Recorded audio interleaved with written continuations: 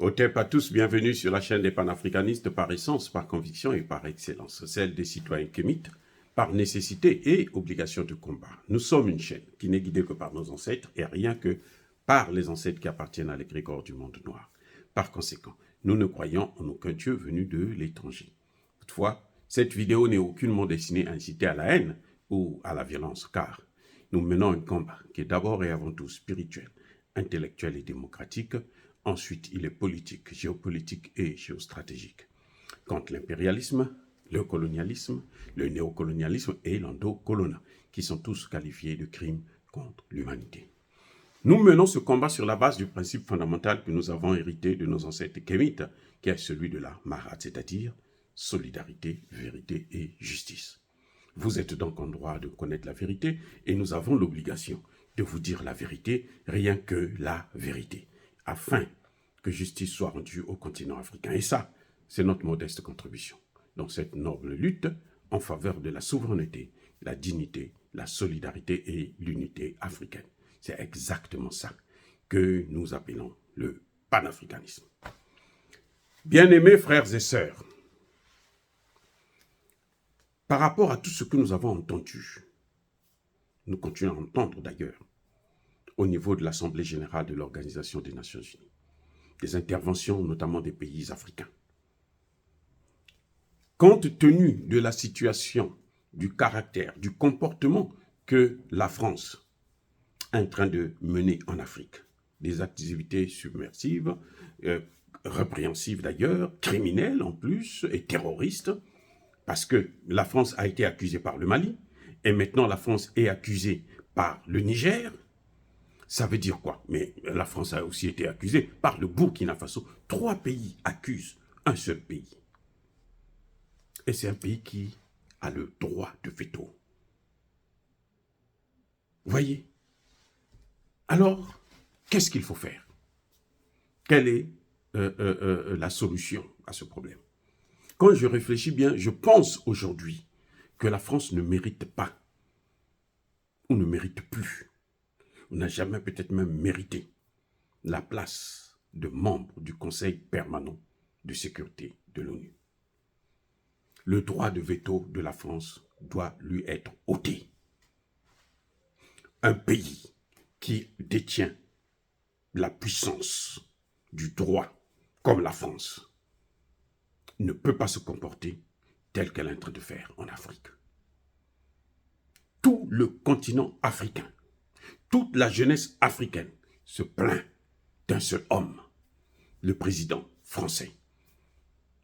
Surtout depuis Sarkozy jusqu'au De Gaulle aussi, c'était un génocidaire, hein, ça c'est incontesté, mais De Gaulle le faisait avec un peu d'intelligence, un criminel intelligent. Mais de Sarkozy à Emmanuel Macron, en passant par François Hollande, vous avez toute la racaille des dirigeants français. Et je dis bien la racaille, la gang. C'est la poubelle. Et je crois que les pays africains devraient maintenant militer pour que la France puisse perdre son droit de veto au profit d'un pays africain, par exemple. Parce que si on dit que le droit de veto, il faut avoir l'arme atomique, ok?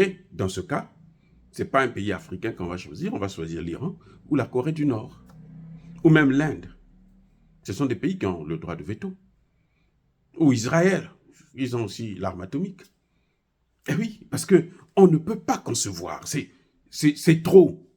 Il y a trop de griefs pour un seul pays, et un pays qui est censé représenter le monde, le respect de la charte de l'Organisation des Nations Unies, des conventions internationales. Regardez comment la France est en train de bafouer le droit international, là, au Niger. Jusqu'à venir corrompre le pauvre secrétaire général qui, lui, malheureusement, n'a rien compris, ou certainement sous l'effet de la drogue, puisqu'ils sont tous des drogués là-bas. Celui-là, bon, c'est pas la peine, son compte va être réglé, il faudrait qu'il démissionne ou qu'il s'en aille. Mais la France ne peut plus représenter le Conseil, avoir un droit de veto au Conseil de sécurité de l'ONU. Déjà, la France est un pays pauvre. plus appauvrie que tout l'ensemble du continent africain. La France est trop pauvre. 3 000 milliards d'euros. C'est grave.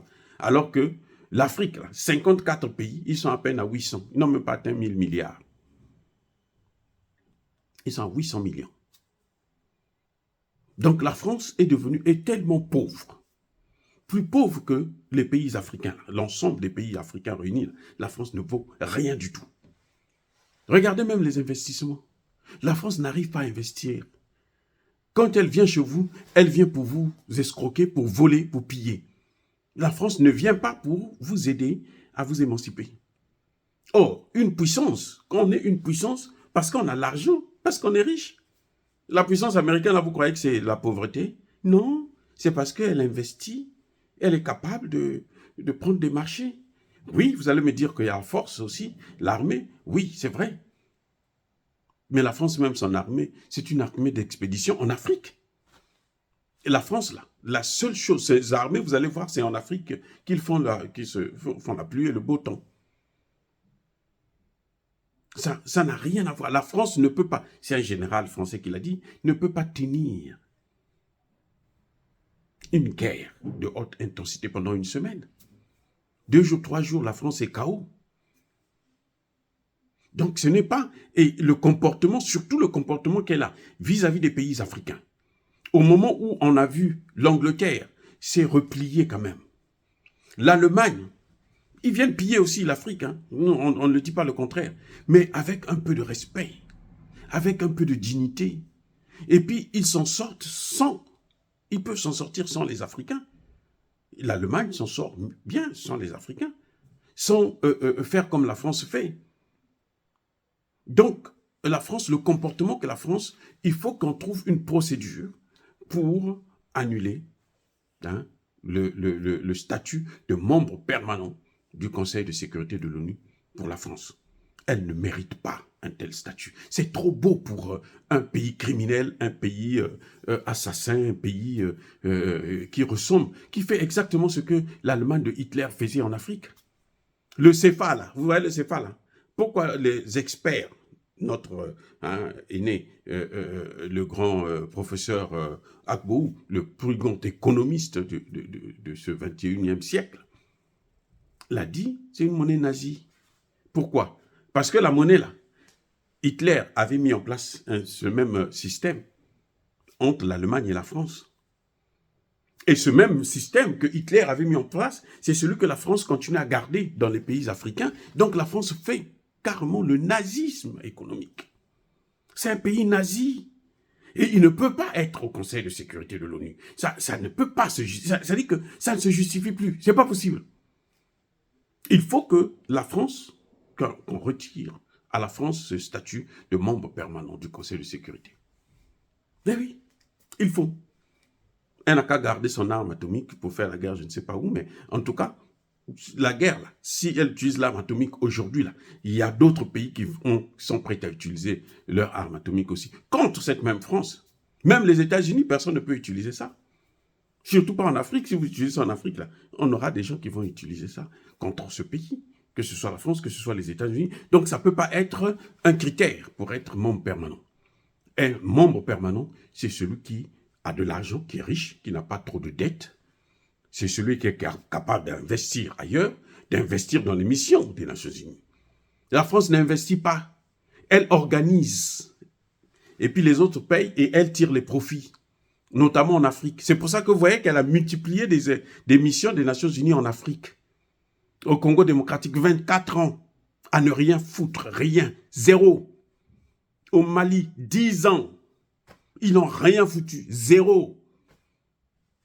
Au Centrafrique, pareil. Je ne sais pas pourquoi Touadéra ne demande pas le départ de ces voyous en col blanc. Tout ça, c'est l'œuvre de la France. C'est ce que la France sait faire. Et son terrain son laboratoire, c'est l'Afrique. Là où elle vient essayer tout. Les armes nucléaires de la France, vous savez que c'est en Algérie qu'elle a essayé ça. Hein. Ça a commencé en Algérie avant d'amener ça dans les territoires d'outre-mer. Donc, vous voyez, c'est un pays qui n'est que criminel. Un pays génocidaire. Pire que Hitler. Je dis bien pire que Hitler. Et ça, être au Conseil de sécurité de l'ONU comme membre permanent, ça ne peut plus tenir. Dire cela, c'est inciter à la haine ou à la violence, non. Je pense que les Nations Unies, si elles veulent fonctionner correctement, il faut qu'ils apprennent à corriger ça. Regardez comment Emmanuel Macron a entraîné Guterres dans une erreur gravissime. Guterres doit le regretter. Hein. Il croyait que le Niger n'allait pas comprendre ce petit jeu d'enfant. Non, le Niger a tout compris, il a dénoncé.